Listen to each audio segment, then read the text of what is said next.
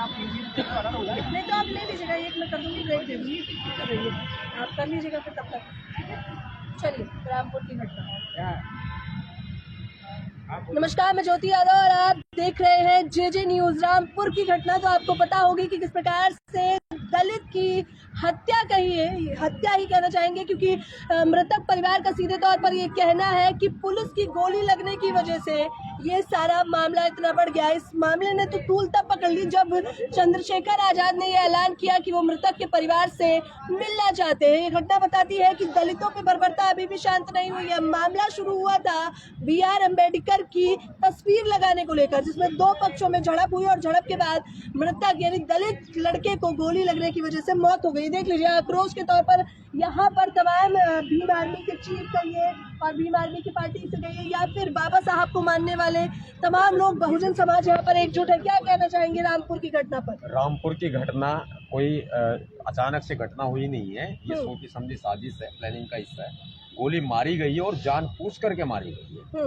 ये सारा योगी आदित्यनाथ जी के इशारे पर हो रहा है। कहीं भी आप बाबा साहब की प्रतिमा लगाओगे, बोर्ड लगाओगे, कोई भी कार्यक्रम करोगे तो आपको, अगर आप प्यार से नहीं मान रहे ना, तो आपको गोली से मारा जाएगा। ये साफ तौर पे दिखाई दे रहा है।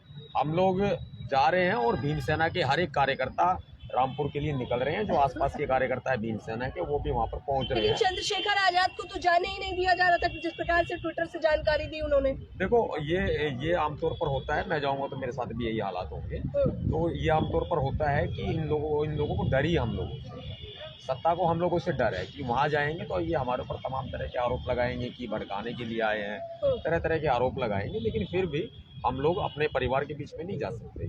जाएंगे, बिल्कुल जाएंगे, कौन रोकेगा हमें? हम देखते किसमें दम है। मैं यहाँ से ऐलान करता हूँ, आपके माध्यम से भी करता हूँ ऐलान कि बहुत जल्दी जो है 1 से 2 दिन के अंदर मैं रामपुर के लिए कूच कर रहा हूँ। और किसी में दम है, योगी आदित्यनाथ की पुलिस में दम है या योगी सरकार में दम है, तो हमें रोक के दिखा दें, जाएंगे।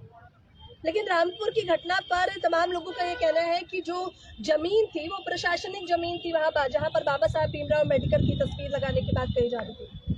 प्रशासन किसी जमीन का मालिक नहीं है, सरकार किसी जमीन की मालिक नहीं है, जनता इस जमीन की मालिक है। प्रशासन अगर इस जमीन का मालिक अपने आप को बताएगा, सरकार जमीन की मालिक बताएगी, तो तानाशाही होगी ना। जनता की जमीन है। और मान्यवर साहब काशीराम जी ने कहा है, जो जमीन सरकारी है वो जमीन हमारी है और कोई माई का लाल नहीं रोक सकता। यूपी के अंदर ऐसे हालात भीमसेना पैदा कर देगी कि यूपी के अंदर जितने भी प्रशासनिक अपने आप को जमीनें बताते हैं, ये लोग सरकारी जमीन बताते हैं, ये लोग सब जगह बाबा साहब की प्रतिमाएं खड़ी कराई जाएंगे। एक बार जाने दो मुझे रामपुर, फिर बताते हैं इनकी औकात क्या है और हम क्या है। अच्छा, आपको क्या लग रहा है कि बाबा साहब की जो है प्रतिमा लगाने से दिक्कत है कुछ लोगों को?